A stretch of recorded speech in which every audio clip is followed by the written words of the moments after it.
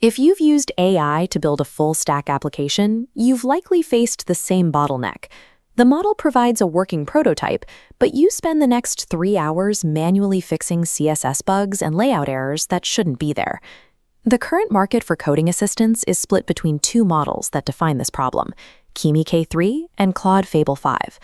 Anthropic's Claude Fable 5 is the gold standard for logic and reasoning, but it essentially codes blind. Because it doesn't render its output, it frequently generates valid-looking CSS that results in overlapping elements and broken responsive views. Kimi K3 acts as the visual specialist, identifying and fixing those layout bugs before you ever see the code. However, it trails Fable 5 when it comes to rigorous accessibility standards and complex backend state management.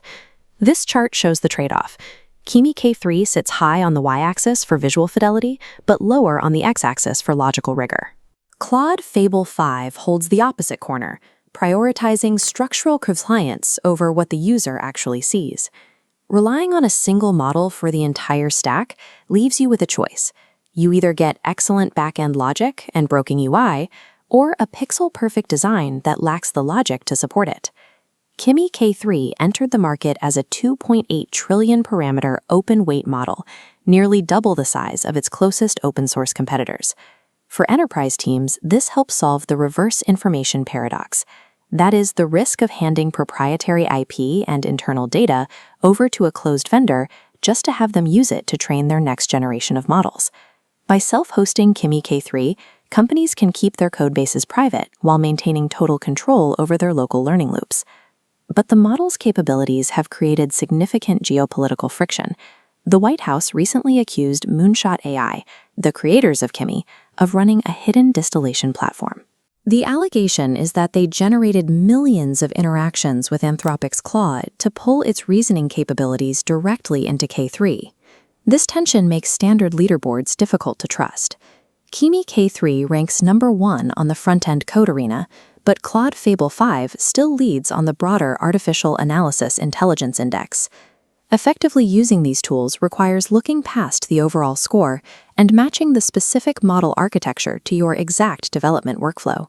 Kimi K3's lead in front-end development stems from a mechanism called the Agentic visual loop.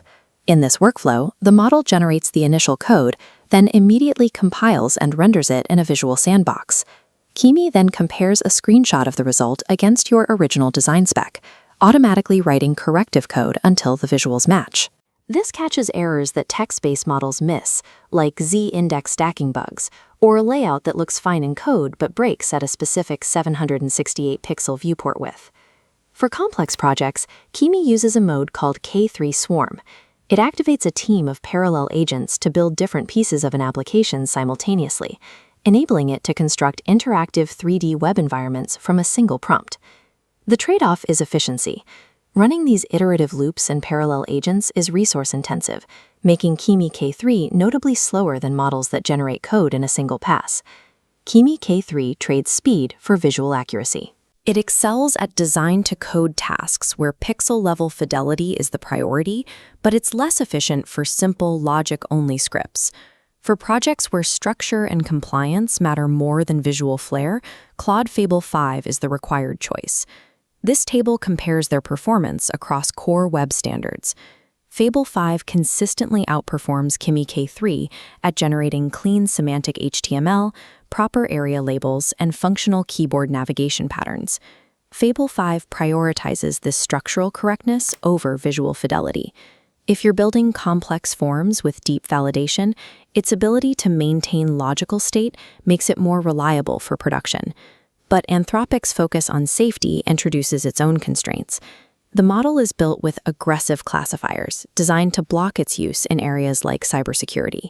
These guardrails often trigger false positives during legitimate development tasks, causing it to refuse terminal commands or silently downgrade your response to the less capable Opus 4.8.